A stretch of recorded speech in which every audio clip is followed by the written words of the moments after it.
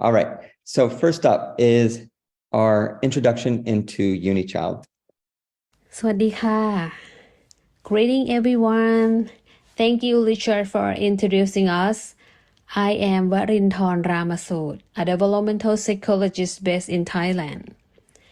I will be sharing valuable insights on developmental services and the service available at Unichild Clinic. Kindly note down any questions you may have and we will address them once the presentation ends. Allow me to introduce Unichild. Our clinic is located in the lively city of Bangkok and is registered with the Ministry of Public Health Thailand as a developmental and multidisciplinary clinic. Although our clinic has been providing specialized care for children for the past 8 years, our team of specialists has been working in this field for over 20 years. Unichild operates as a multidisciplinary team, offering a wide range of services listed on this slide. Our clinic takes a holistic approach to care, providing not only intervention service for children, but also varieties of other therapies, such as psychotherapy, family counseling, and central therapies. We have specific room service for each program. In our intervention programs, we have services by clinical psychologists, developmental psychologists, occupational therapists, and physical therapists. We provide applied behavioral analysis and special education programs. For kids that need extra care, we also offer group therapies, preschool training, embody or sipping training. We also conduct seminars every 3 to 6 months in our clinics, aimed to equipping parents with knowledge and empowering them to support their child's development. Upon visiting our clinic, clients will receive a comprehensive developmental assessment. Rather than solely focusing on developmental milestones, we'll look for potential red flags or warning signs of abnormal development. For example, normal development may indicate a child should be able to sit on their own at 6 months. If a child had not achieved this milestone by 8 months, we would consider it a red flag and recommend a referral to a developmental behavioral pediatrician or specialist for intervention support. Parents and caregivers should strive to understand their child's developmental milestones. Doctors and specialists can assess a child's development using a developmental manual. However, today, I want to focus on red flags and parents and caregivers should be aware of for each age and stage of development. These red flags indicate that there may be a developmental concern that cannot be ignored, and prompt consultation with a specialist is recommended. The following slide outlines red flags to look out for in gross motor development for children aged 1 to 2 years old. Please take a moment to review the information. For example, if your child is 1 year old, they cannot pulling themselves to stand or holding on for support. Or 2 years, they cannot walk. It's recommended red flag that you should concern and consider to consult specialists. This slide shows our assessment methods. It includes a complete evaluation of reflex, muscle tone, muscle strength, body alignment, motor coordination, movement patterns or motor planning, as well as bone and joint abnormalities. I cannot talk all details about this. It's very complicated. If you're interested, you can consult or search for more information. After we found the cause of delayed gross motor skills especially in special conditions of the kids. We will make an individual intervention plan based on OT-PT programs and developmental psychology approach. The following slide outlines red flags to look out for in fine motor development for children aged 1 to 2 years old. Please take a moment to review the information.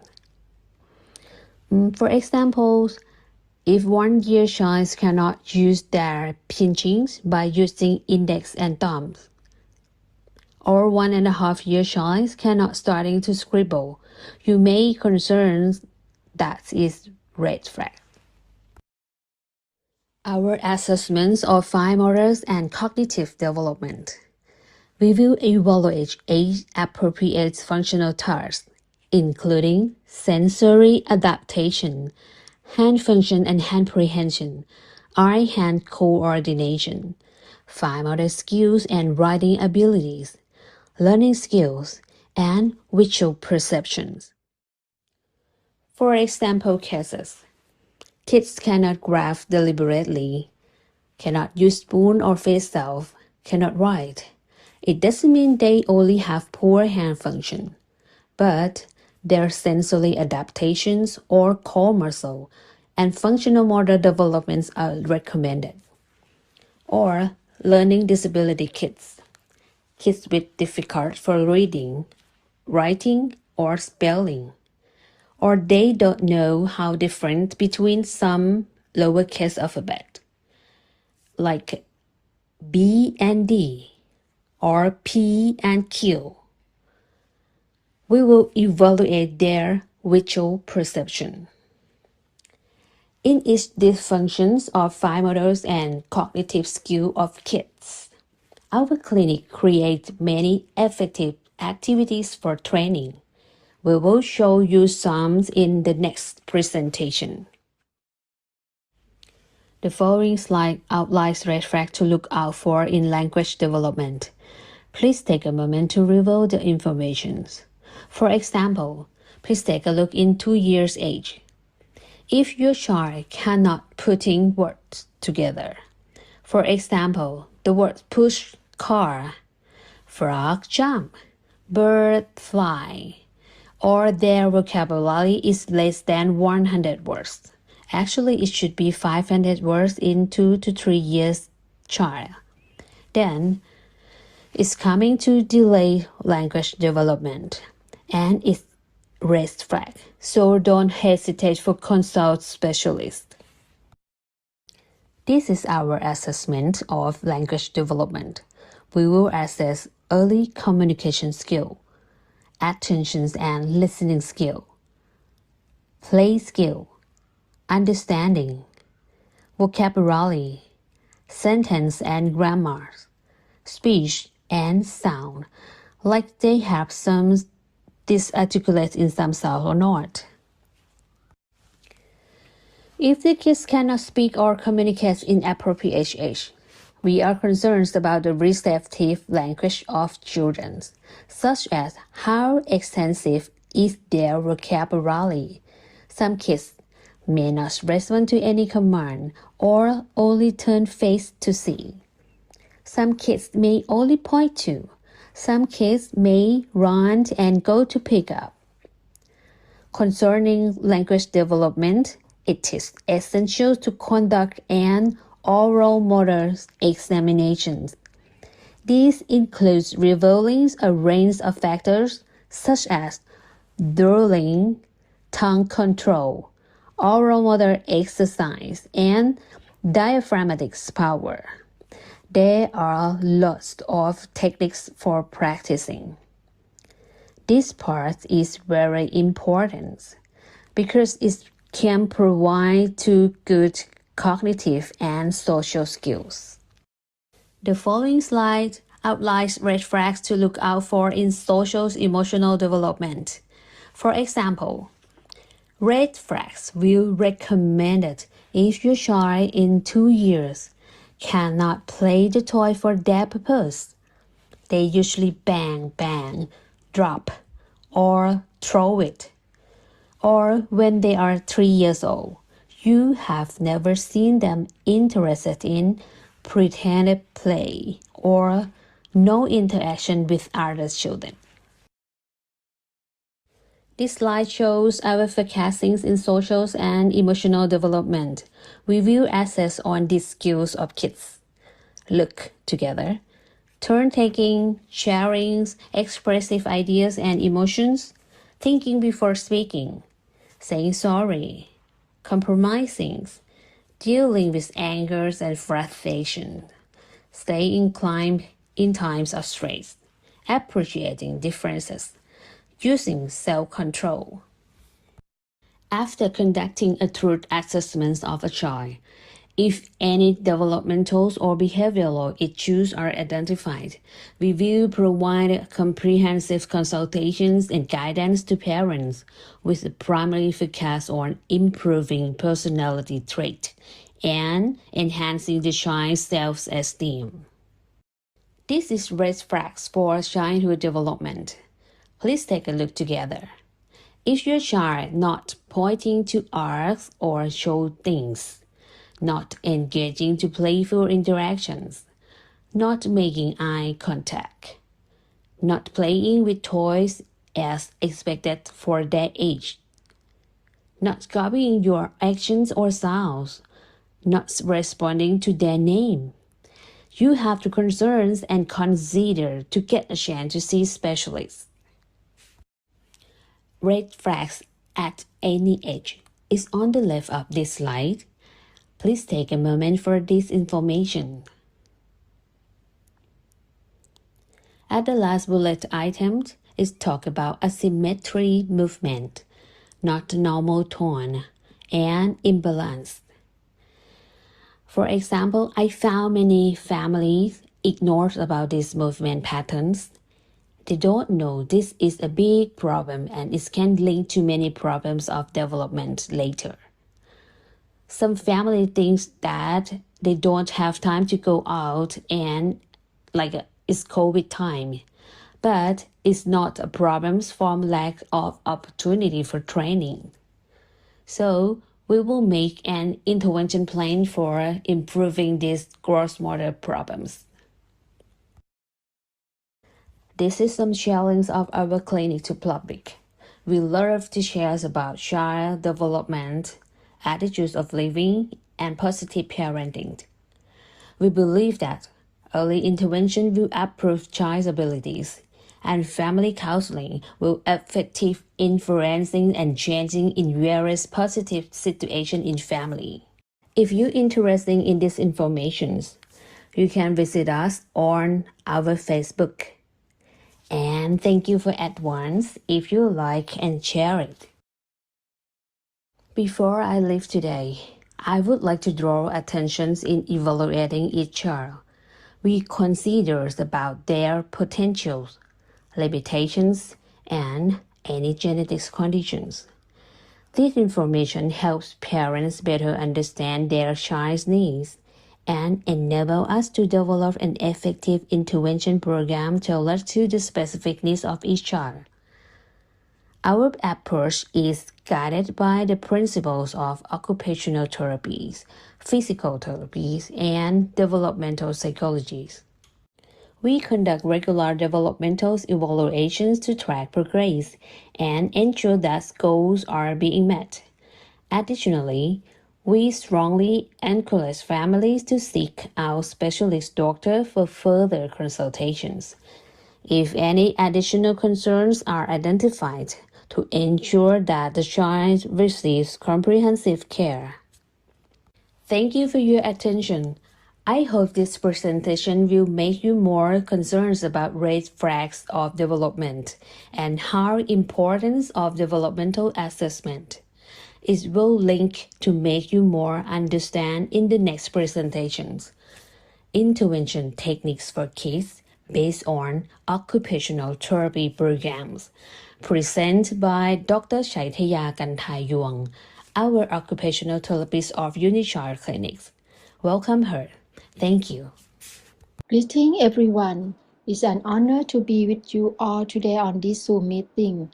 I am Chaitanya Kantayong, an occupational therapist at Unichai Clinic in Bangkok, Thailand. Today, our topic of discussion is occupational therapy program, and I will start by sharing a story of OT program for Rai Ray, a patient of mine who has rare disease. She is very progressed her development over the past 7 months with us at Unichai. Working with her has been an absolute pleasure, and I am grateful to her parents, Richard and Judy, for their effort to her care. To all the caregivers who are taking care of someone special, whether it's a child or an adult, I want to offer you encouragement and hope. I want to inspire you to continue on this journey, knowing that with the right support and guidance, progress can be possible. After my presentation, we will have an opportunity for discussion and answering the question. I know that many of you have a question about OT program and how the program can support your child development. I am here to tell you that 1 or 2 hours of therapy a week is fantastic, but there is so much more that you can do at home to support your child development as a caregiver. With simple activities and exercise suggested by an OT, you can continue to maintain and improve your child development. So let's all work together to create a supportive environment for our child, and I am confident that progress can be happen. This slide shows the aspect of the OT program that normally OT will work with the kids, which is the upper body stance, stability of tongue and core muscle or functional movements, fine motor skill, bilateral coordination, eye-hand coordination, free-hand writing skill, crossing the midline, visual perception, sensory play, oral motor exercise, and self-help skill. With this presentation, I will not talk about frame of reference or any theory that had involved, but I will emphasize on activities that I provide for Lyre, which I hope caregiver can get some idea what OT work and can apply activity to work with your child at home. Start with activity to improve upper body stance and stability of tongue and also for functional movement.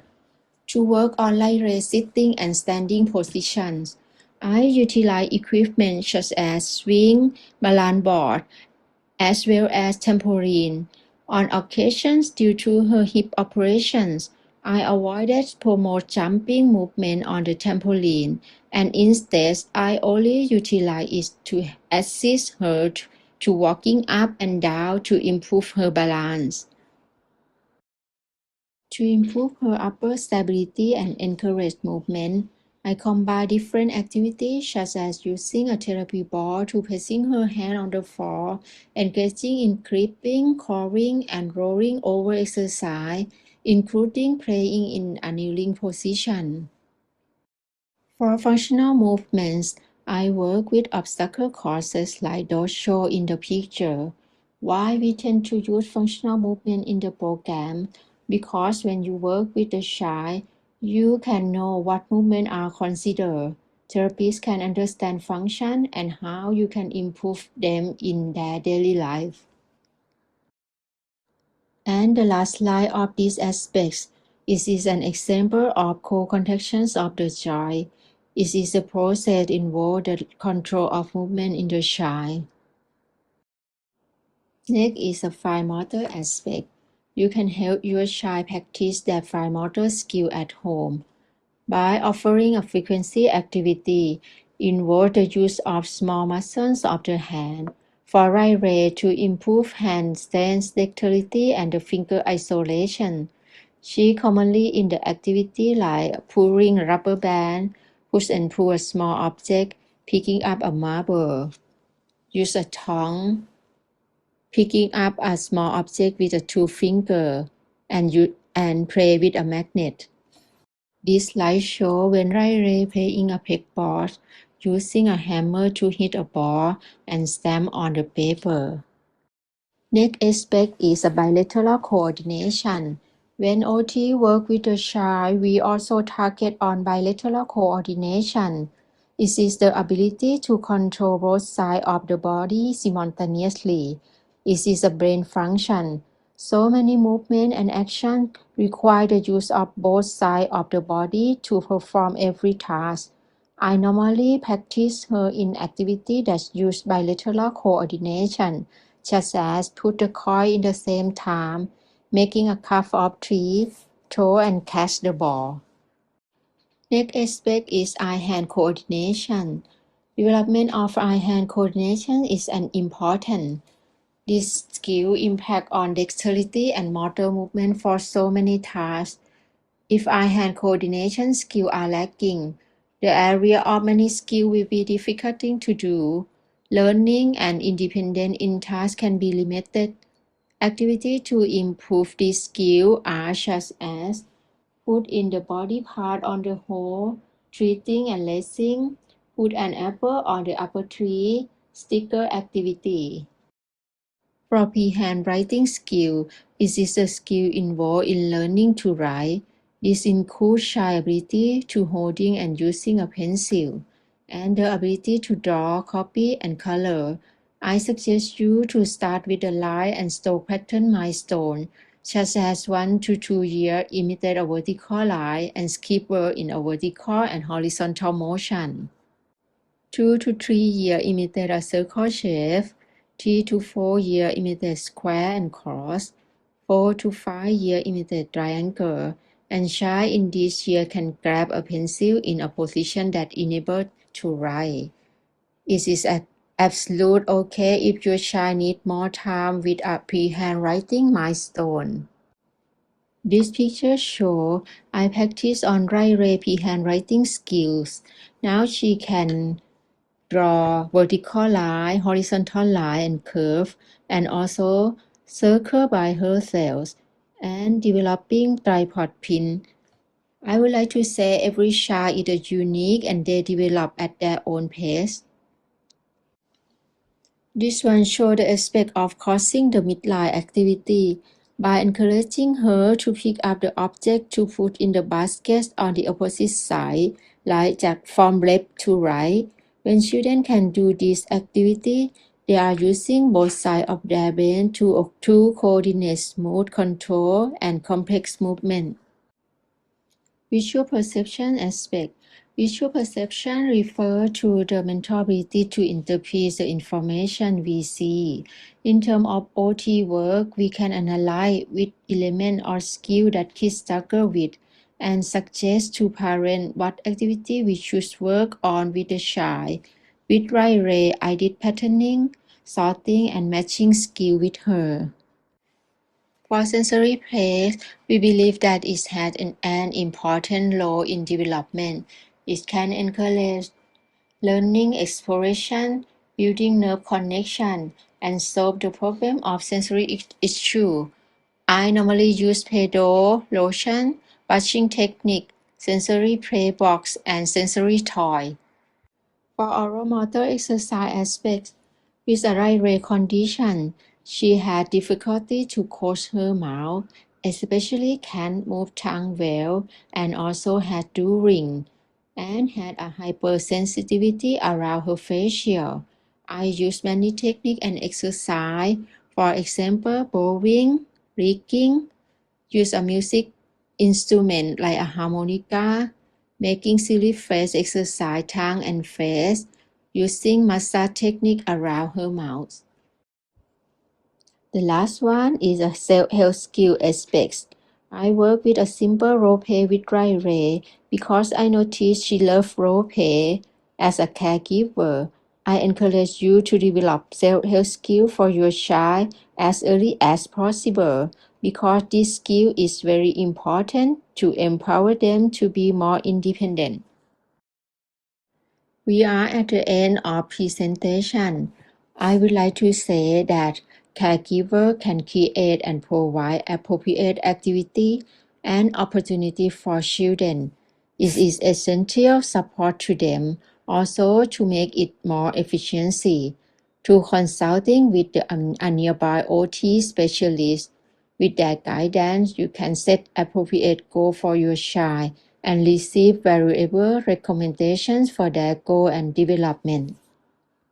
And before I leave today, I would like to share a video of Ray while she had a session with us at Unichild. Thank you so much for your time with us today.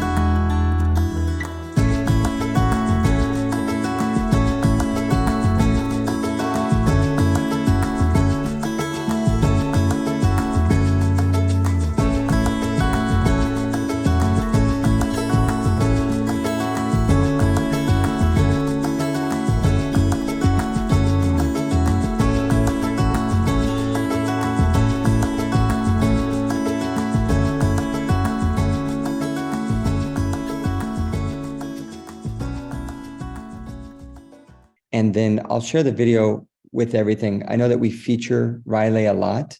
Again, it's because we have our own daughter as an example, and it's easy for us to share some of our pictures and videos and make it public. For some of the other families, there's privacy issues, but there's many cases out there, and we like to use our daughter as the example. But what's more important is some of these questions that have come in, and I'm trying to go through them all. There was a lot of questions, so if I miss your questions, please ask it again. There was probably about 6 questions that came to me. And the first one I just saw pop up at the bottom was, will you get a copy of the presentation? Yes. And you'll have the full presentation, I promise.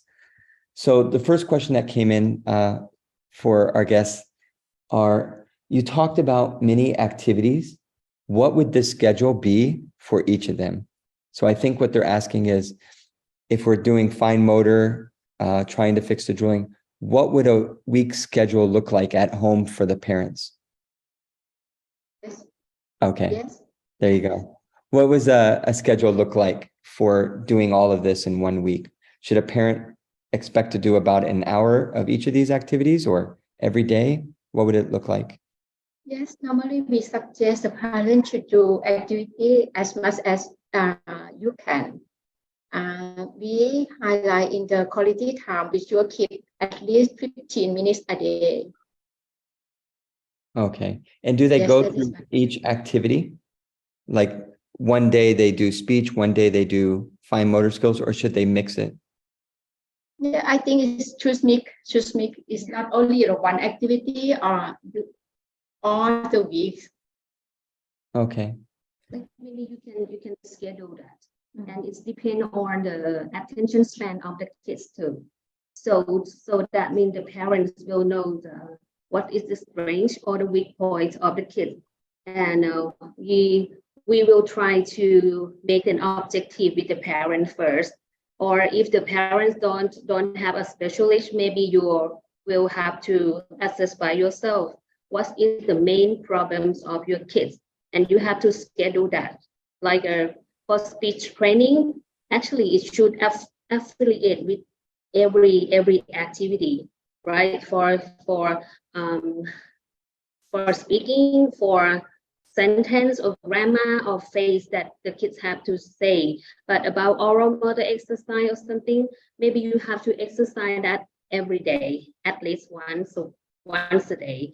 But about fine motor skill, if the kids don't go to school, maybe you can schedule like an activity at the school like that. And if the kids have a long attention span, maybe in each activity about 5 minutes. But some kids don't have very short attention span. It's good enough if the kids have a discipline and to confirm that he have a good achievement.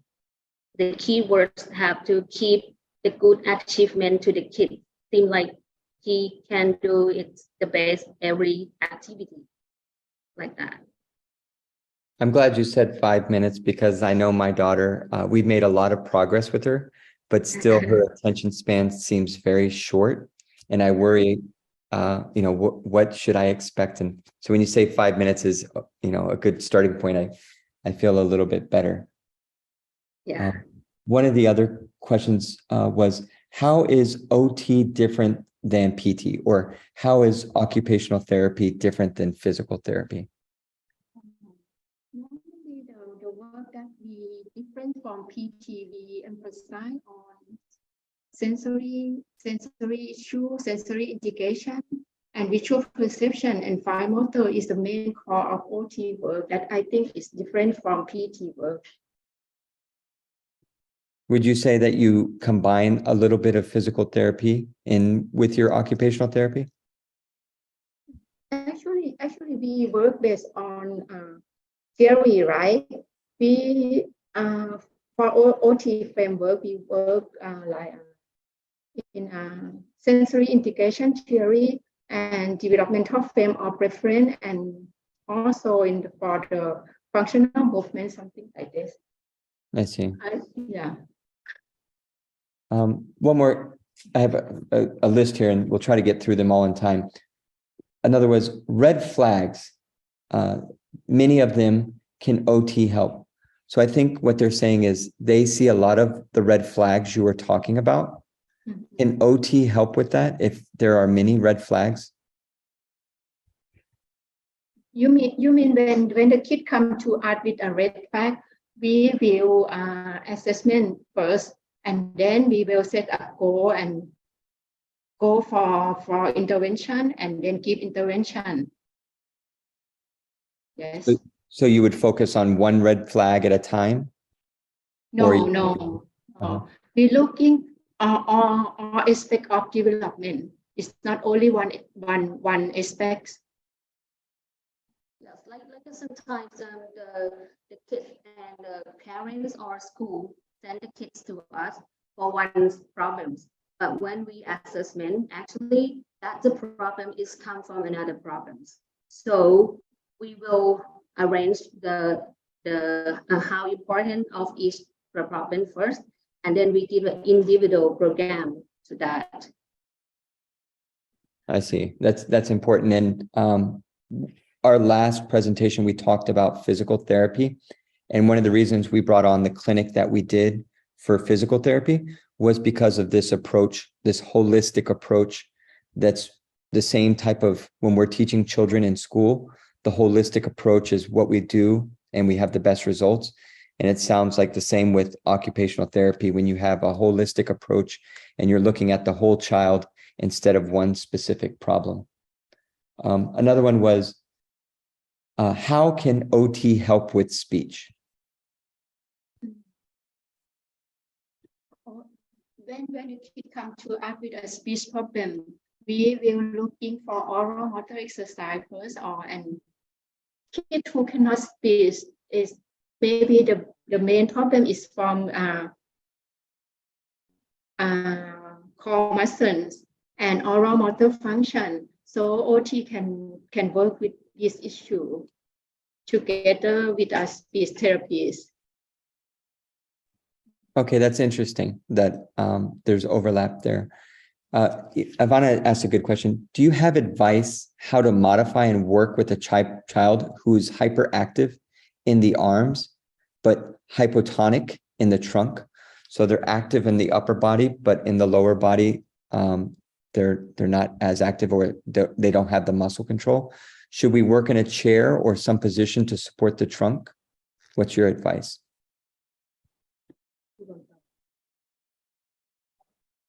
Maybe it's the approach of proprioceptive approach, I think, because the kids like over or high sensitivity for environment.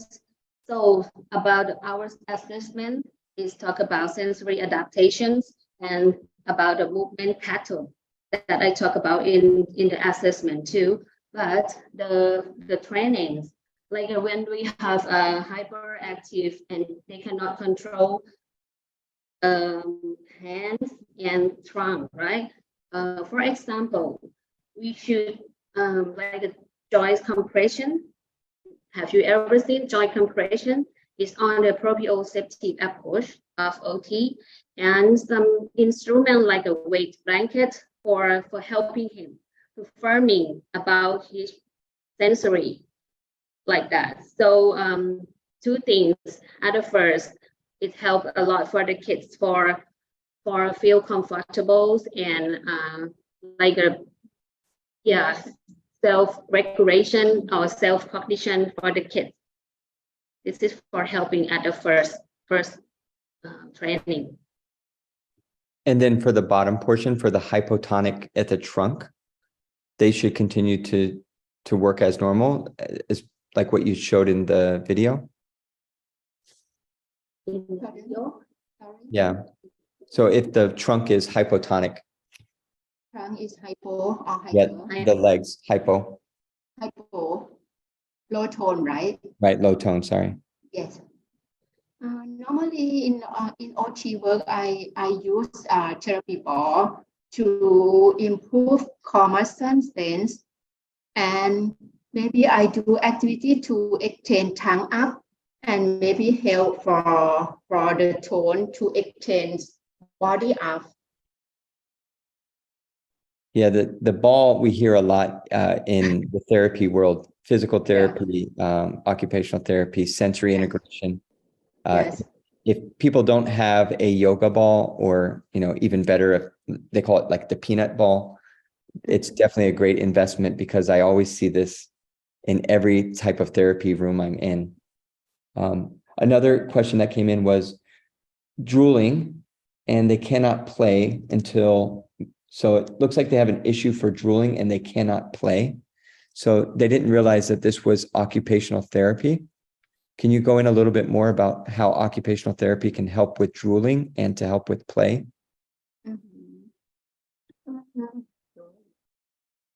Cannot play. They said they couldn't play and they're drooling. And drooling? You can help, about drooling question, you can help kids to do a massage around the mouth. And can you show? Sorry, you want to show how to help right now, right? You want to ask to show how maybe to massage? Maybe you can show a simple massage for drooling. For drooling. Drooling is come from the cannot coat lip well, right? So maybe you can massage around mouth. Okay, you show. First, like this is upper. Maybe you choose this index or down like this from the middle. Now, okay, maybe 3 or 5 times, and then lower lip up, like a smiling, like this. Okay, then second, the smile. All this, like this, and quick stretching. Seem like you go to massage and very quick stretching to the ear, like this, and this side, very quick stretching like this, and maybe a whole mouth together. Yes, together. And about this, up is very important. Very important. Yeah, maybe this way. Like lower lip have to keep up. Include this too. But most of the kids have a problem. They cannot keep this. And for the developmental psychologist is talking about the techniques for if the kid understand the language, we have to remind them that keep your mouth. And you have to use your finger. Give your mouth, baby, like this all the time. And the very important, more than massage of the mouth is tongue. If this is a tongue, you have to use about at the lower. If you separate for two part, right? The inside and then outside, like this. This is a south outside. And then you have the spiral audits, okay, around like a U shape, okay. And the important techniques, you have to press down and then pull in. You have to press down and then pull in like this. This is for helping the do. Also, I think also you can combine activity like to do oral motor exercise, like bowling, digging, something like this. Yes, and including with a play skill, because it's different, because it depends on the age and about play state of the kids too. Because if they cannot play like a pretend play or cannot play with another friend, so it's concerned to another disease too, like a social impairment for autism or kind of like that. But if the kid can speak or drooling without speak, drooling with the delayed speech, so maybe you have to concern to another disease too. But in the playing about playing with speech is very important for make the kids try to speak. When the kids try to move a lot of pattern of movement of mouth and use the tongue control, and it's work for the kids can play, because pretend play helps a lot for the kids to speak. And the other things that I didn't talk about is the tongue control too. When the kids have during, not only for massage, the kid have to use tongue to control around like this, left, right, going out and going back, up and go around like that.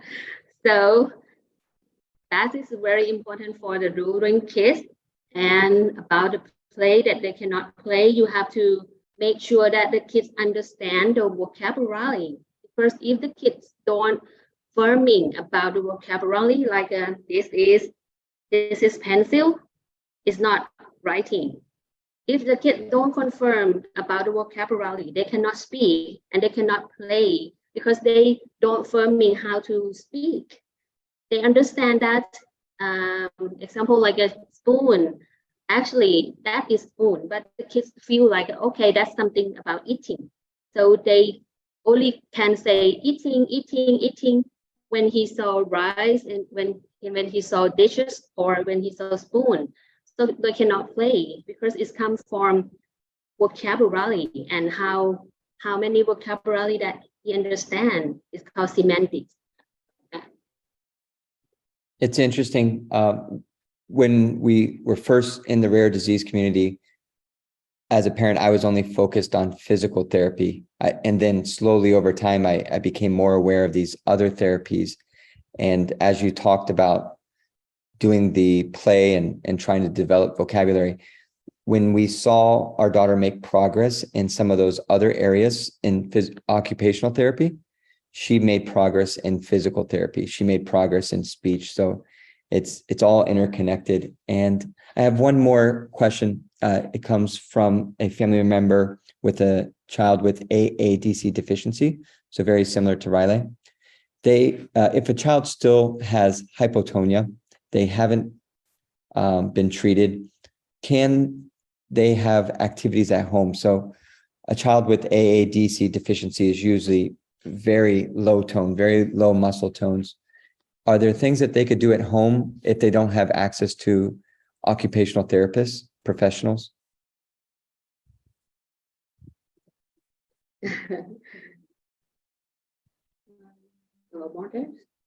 Concern about modern? About cross-motor exercise, about cross-motor exercise, I think is you can bring your child to playground every day. That I can suggest right now if you don't have any equipment, because at the playground kids can have S1 to play in many equipment in the playground, like swing for improve tone and balance, slide board, or obstacle equipment in the playground. But if you don't have question to go outside, like my examples in the presentation. Maybe you can setting in environments in at your house, like it's called like a when you make like how to pass in like like a going in the tunnels, like a walk up in a little step, and or walk on the chairs, like a walk in balance being. It seems like walk in balance being like that. That is a pattern of work of mortar. But if the kids cannot work, I don't know that that kids cannot work or anything. So you have to setting in your house, like if you don't have any ball, if you don't have any swing, you can use your body. Because daddy can become a horse, can become an elephant, and you can use your hand like a for swing, and you can use your knee instead of the therapy ball too. Because if your kids have a little kids, you can put him on your knee, and you can shake, rocking your knee to the left, and the kids have to try to trunk up, right? And when you put rocking your kids to the right, and your kid have to try to trunk up too, go to the front, the kid have to straighten up to the back like this. You can put the kids on your knee, and you use your hand like a swing, or you put your kids on your back like that, instead of therapy balls, and setting everything for making core muscle strength improve first. Like that. Thank you for the mentioning of the playground. Judy's preparing a video, and that's what we did as parents. We were living in Singapore, and we could afford some of the therapy equipments like the yoga ball and a couple of blocks, but the room felt very small for us in Singapore. So we had to go outside. So we would use the equipment at the playground, and we would just adapt it to our daughter's needs. So she's working on a video to kind of show what it looks like when a parent uses a playground equipment. And Riley was very hypotonia. She had no movement. And so we were kind of like what you were saying, we were holding her while we were doing these movements. And when we saw progress, we would cheer like, oh my gosh, good job. And then a kid would, like another 3-year-old would be at the park and it's like, what? I can do that, and go running down the slide. And we're like, no cheer for you, but we got to cheer for this, because that was a big step for our daughter. I'm just going to share my screen before we close for today. Our next event is, got a couple more people coming in a little bit late. But our next event will be on April 16th. And in that event, we're going to focus on speech therapy. For maybe the first 3 years of Riley's life, we couldn't find a speech pathologist that would treat her, that we could physically take her to, that would treat her. Most of them said, you have to wait until a certain age before you could start speech therapy. And your daughter is just slowly developing, but we knew that she would have speech issues when she got older, and we wanted to do something early on. Well, we found speech therapists online that were willing to work with us. And so we want to bring them to our next meeting on April 16th to talk about some of the interventions that you can do as a younger child, but even as they grow older, how you can continue to use speech therapy to develop speech, but more importantly, the receptive skills of speech. Maybe your child, like even Riley, has trouble speaking, expressing herself. There's still things that you can do inside of speech therapy to help their understanding of hearing what you're saying and then show their communication in another way. So really excited about bringing on our speech pathologist. After that, we have sensory integration. We talked a little bit about that in OT. We're going to bring in a sensory integration therapist who talks about how we can use the senses to improve our child's experiences, especially when they're doing other physical therapies and occupational therapy.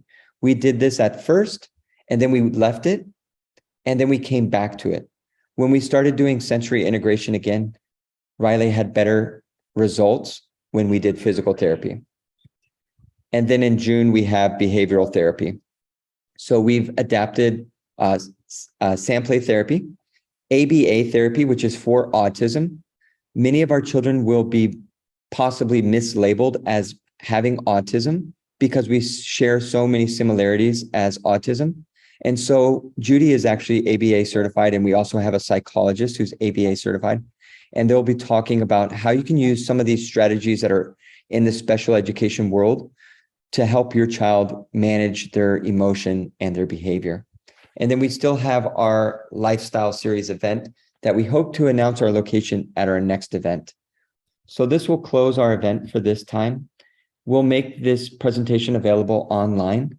If any questions come, if you have any questions for our occupational therapist, I will send their email via our newsletter so that everyone has access to that. They've agreed to answer any of the questions for the people who participated today. And then also look out for this video once we share it online. So thank you everyone for joining. I'll stay on for a couple of minutes if anyone has any other questions. I appreciate everyone's time. Thank you.